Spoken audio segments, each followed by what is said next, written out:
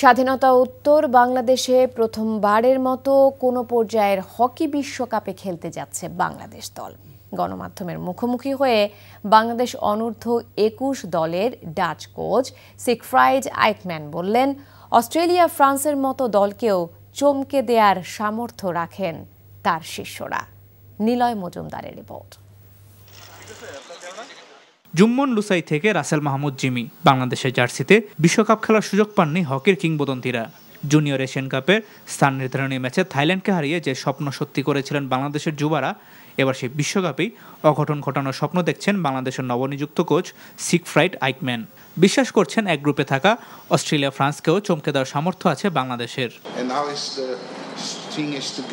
Australia ও France বিশ্বমানের দল, তাদের এই পর্যায়ে ফাইনাল খেলা ও চ্যাম্পিয়ন হওয়ার কৃতিত্ব রয়েছে।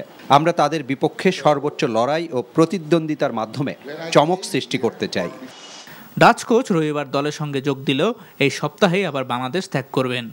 সেপ্টেম্বরের প্রথম দিন থেকে আনুষ্ঠানিকভাবে ক্যাম্প শুরু বাংলাদেশের। 3 মাস প্রস্তুতির জন্য পর্যাপ্ত কিনা এই প্রশ্নের উত্তরে কোচ বললেন, বিশ্বমানের প্রস্তুতির জন্য সময়টা বেশ কম।